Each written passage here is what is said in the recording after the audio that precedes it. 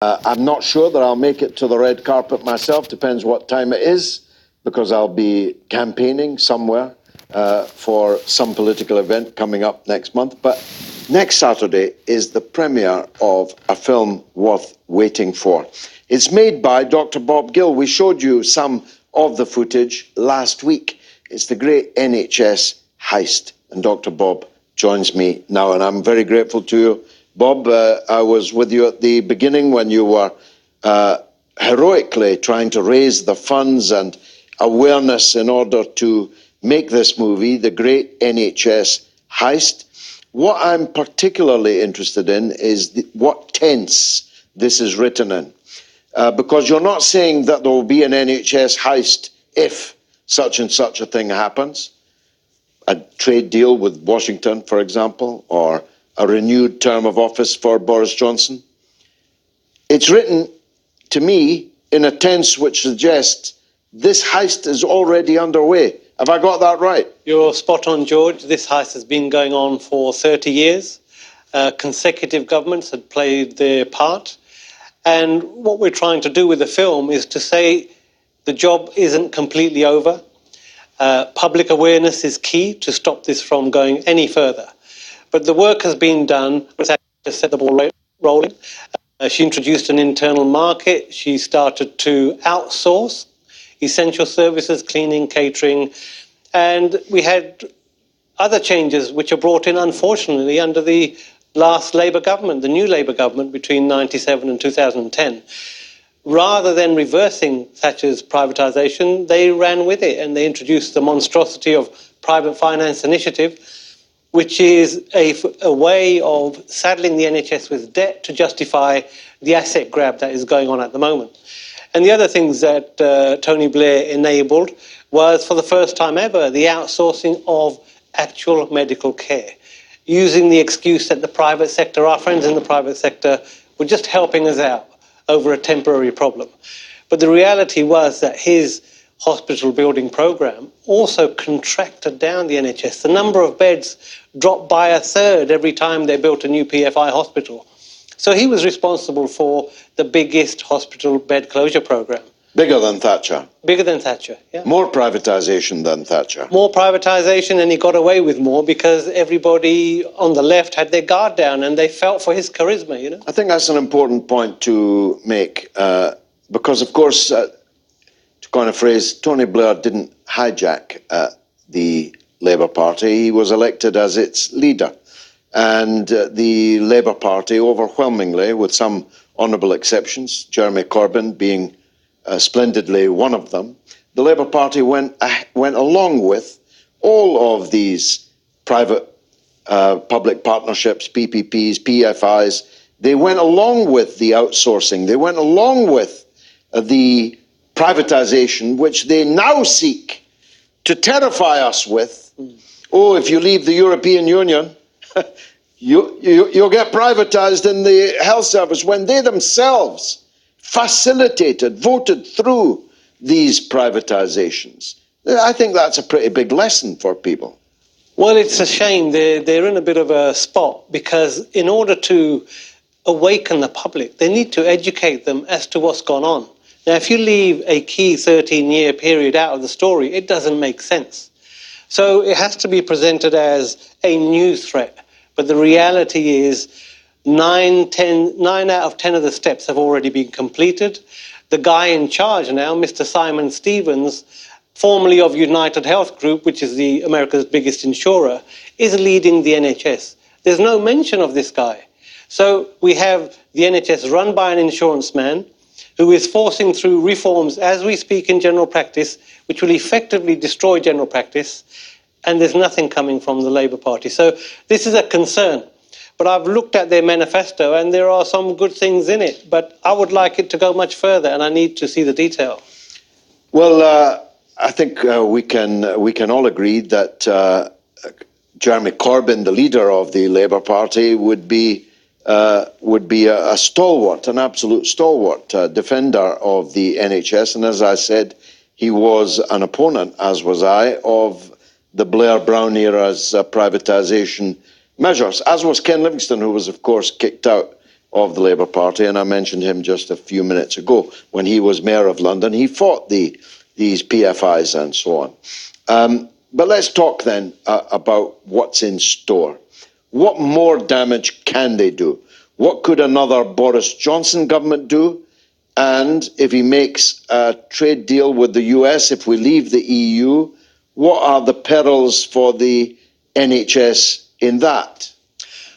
What has already happened is you've had the financing of the NHS structured in such a way that it has been set up to fail. So you've had this engineered crisis. So we're seeing how PFI debt will be used to liberate the public from their assets, which are the hospital and the land.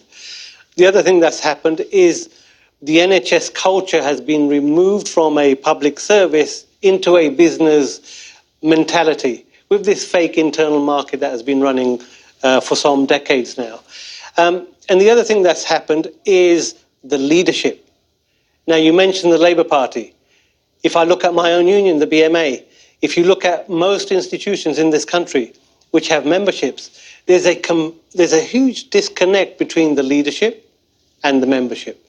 And Jeremy Corbyn has been a victim of this, whereby the vast majority of the members support him, but the PLP is taking a significant proportion, is taking every opportunity to trip him up and throw him under a bus. Within the NHS, the leadership within the NHS has been selected to carry out the privatisation. So what's left? The land we've talked about, patient data has been lined up to be handed over to companies like Google and Amazon, believe it or not, have done a deal with the GP. Selling people's medical records. Not even selling, George, just giving it away. So the public doesn't get anything for this. But fundamentally, they're breaching patient confidentiality. This is a huge can of worms which nobody's talking about. But what remains to be done is the insurance industry to grab control of NHS budgets, which at the moment, 20% go to fund hospitals, 80% goes to fund general practice, and most of that is recirculated via the hospital. You need to introduce the insurance industry into that flow of money. And Simon Stevens has developed a brilliant way of conning GPs into signing up to a new contract, which is a network contract, which will over time see their list, because money follows a patient, will see the control of their capitation list given over to the control of the insurance industry. And that's what lays ahead in the next 2 or 3 years if Boris Johnson gets his way. What does that mean for the individual patient? What impact on their lives and treatment would that have? Fundamentally, you can't make money out of healthcare if you want to do it well. So what private healthcare does, it avoids complicated patients and it avoids people who can't afford to pay. So if you can't afford to pay, you may be able to access Skid Row remnant NHS services that they haven't managed to give away. If you are well off enough to get insurance, well, you are the target of all of this. As long as you keep paying your premiums, you'll be fine. When you get sick with something relatively trivial, they'll pay up. When you become sick and expensive, like with a cancer, there will be a limit on the funding and then you will be abandoned. So the targets of these reforms aren't the poor because nobody cares about them. The targets of these reforms are the middle class. So there is a sort of enlightened self-interest for everybody in this country, irrespective of their income, to defend a universal publicly provided service, because without it, they will be gouged and abandoned when they most seriously need healthcare. The more you talked about it, the more American it sounded. And yet, here we have Bernie Sanders, and dragging some of the other candidates in his wake with him, campaigning effectively on bringing the NHS to the United States. Wouldn't it be the ultimate of ironies if America got an NHS just as we lost it? Absolutely. It's mind-boggling. What I want to do with my film, and the reason we went to America to make the film, part of it, is to point out this irony that we're going in one direction and America's trying to go in the other direction. The other similarity we share with America is how corrupt our politics has become. So effectively, the corporations buy legislation by sponsoring senators and politicians in America. Well, here we have the revolving door. And when the Health and Social Care Act went through in 2012, something like 200 parliamentarians had direct interest in private healthcare. So the similarities are growing by the day. Including former health secretaries. Absolutely. So you have Alan Milburn, who has private interests. He was a Labour health secretary. He was a Labour health secretary. The other Labour health secretary, Patricia Hewitt, who went on to work in private healthcare. And Stephen Dorrell is another one who works for, I think it's KPMG, who have been advising and facilitating and propagandizing for these privatisations. So in Britain, you don't get the money up front, but you've got a guarantee of a good number once you come through the revolving door. It's far more sophisticated than brown paper bags. That's very British. So 1980s. Now it is the memberships of boards, shareholdings and consultancies. Now, how can people watch your film? I mean, I know as a filmmaker myself, it's exceedingly difficult to get into cinemas. But there are many other platforms, many other ways. Give us how people listening and watching this now can get the Great NHS Heist. Well, first I'll encourage them to register on our website so they will know about updates, which is thegreatnhsheist.com. We're hoping that on the 30th we will launch this on Vimeo, which is a platform, and it will be a pay-per-view setup to start off with, just to recoup and help us publicise the film and hopefully hold other screenings. But in order to preserve my sanity and marriage, once I've done the launch, I'm going to hand it over to local groups to say, put on a screening. I'm happy to come and do a Q&A afterwards, but please do not wait for others to do this. We've given you a tool of information that you will not see on mainstream media, that you need to use to wake people up, irrespective of the class, because everybody will lose if this carries on. Well, I think it's a fantastic job that you've done. We need to get it out there.